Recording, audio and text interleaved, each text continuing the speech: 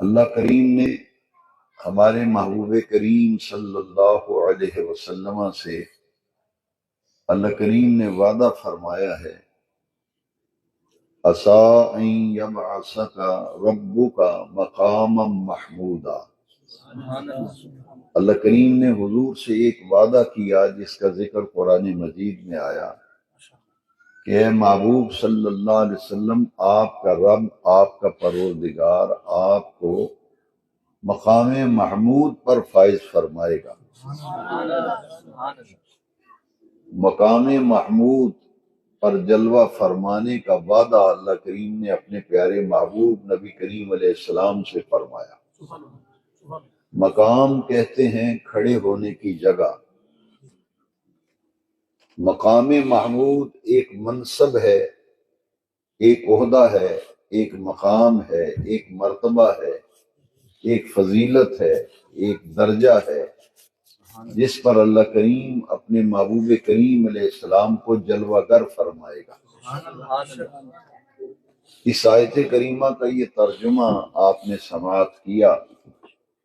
صحابہ کرام نے جب اس آیت کریمہ کو سنا اور یہ آیت کریمہ نازل ہوئی تو صحابہ کرام نے حضور سے سوال کیا اور پوچھا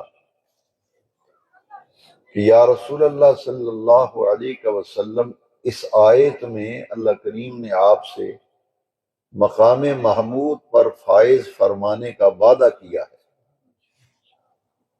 حضور یہ مقام محمود ہے کیا جس پر رب کریم آپ کو جلوہ گر فرمائے گا، آپ کو فائز فرمائے گا؟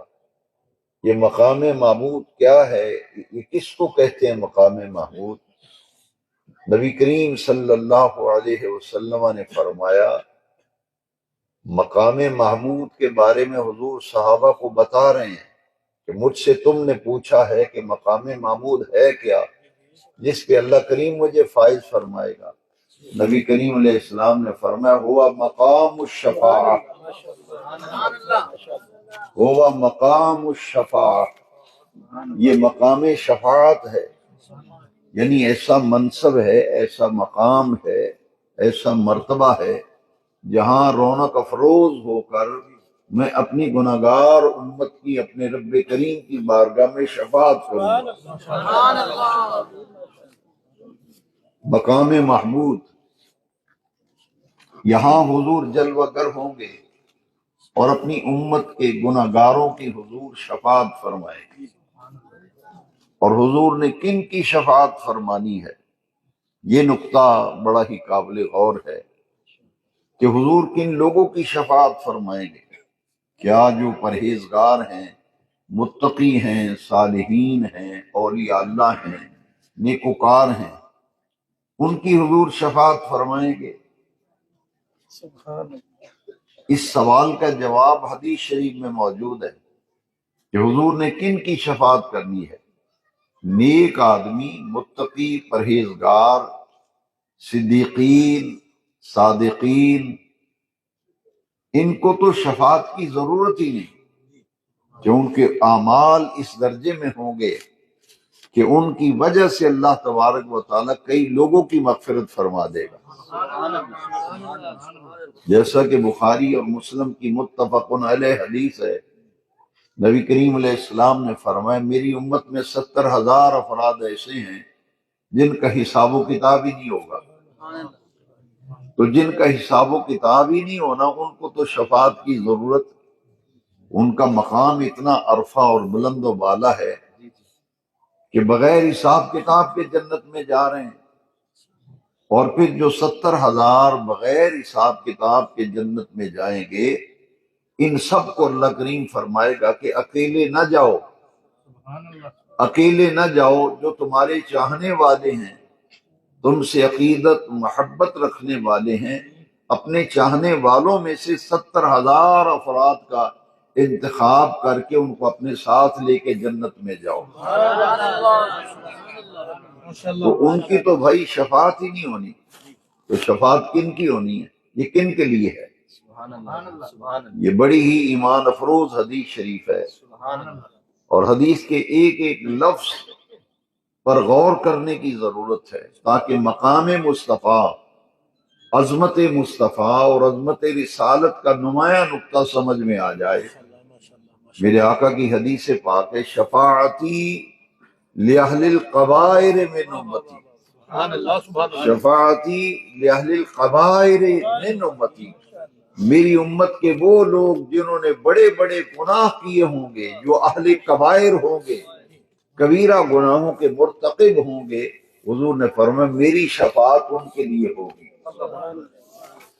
شفاعتی لأہل القبائر من امتی، اہل قبائر کا معنی ہے جو کبیرہ گناہ کرنے والے، بڑے بڑے گناہ جن سے سرزد ہوئے، تو شفاعت بنی ہی گناہ گاروں کے لیے ہے، شفاعت بنی ہی گناہ گاروں کے لیے۔ نیک آدمی تو خود بھی جنت میں جا رہا ہے، اور ایسے افراد جن کا ذکر بخاری اور مسلم میں آیا کہ ان کا تو حساب و کتاب ہی نہیں ہوگا، بلکہ ان کو اللہ کریم یہ تصرف دے گا کہ تم اکیلے جنت میں مت جاؤ، جو تم سے محبت کرنے والے ہیں، تم سے پیار کرنے والے ہیں، تم کو چاہنے والے ہیں، ان میں سے 70,000 کا انتخاب کرو، انہیں چن کر ان کو بھی اپنے ساتھ جنت میں لے جاؤ۔ یہ بخاری اور مسلم میں چیپٹر ہے، باب یدخلون الجنت بغیر حساب۔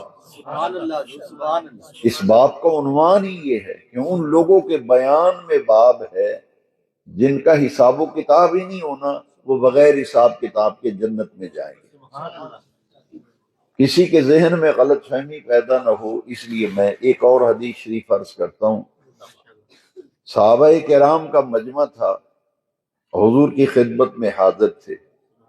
نبی کریم علیہ السلام نے فرمایا کہ اللہ تبارک و تعالی کی 360 صفات ایسی ہیں کہ ان میں سے ایک صفت بھی اگر کسی بندے میں پائی جائے تو بغیر حساب کتاب کے جنت میں جائے گا۔ 360 صفات ربانیہ، اللہ کی 360 صفتیں ایسی ہیں، ایک صفت بھی ان میں سے کسی بندے میں اگر پائی گئی تو وہ بغیر حساب کتاب کے جنت میں جائے گا۔ سیدنا ابو بکر صدیق رضی اللہ عنہ اس مجمع میں کھڑے ہو گئے اور کھڑے ہو کر حضور سے عرض کرتے ہیں، یا رسول اللہ صلی اللہ علیہ وسلم، ان 360 صفات میں سے کیا میرے اندر بھی کوئی صفت پائی جاتی ہے؟ جس میں ایک صفت پائی گئی اللہ کی 360 صفات میں سے، وہ بغیر حساب کتاب کے جنت میں جائے گا۔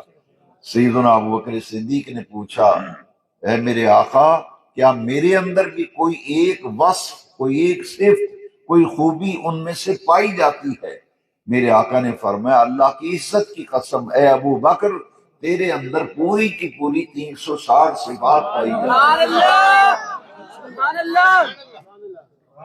پوری کی پوری 360 صفات تیرے اندر پائی جاتی ہیں۔ معلوم یہ ہوا کہ شفاعت جو ہے وہ تو گناہگاروں کے لیے ہے، شفاعتی لأہل کبائر من امت، میں اپنی امت میں سے کبیرہ گناہ کرنے والوں کو رب سے بخشواؤں گا، رب سے بخشواؤں گا ان لوگوں کو جنہوں نے کبیرہ گناہ کیے ہوں۔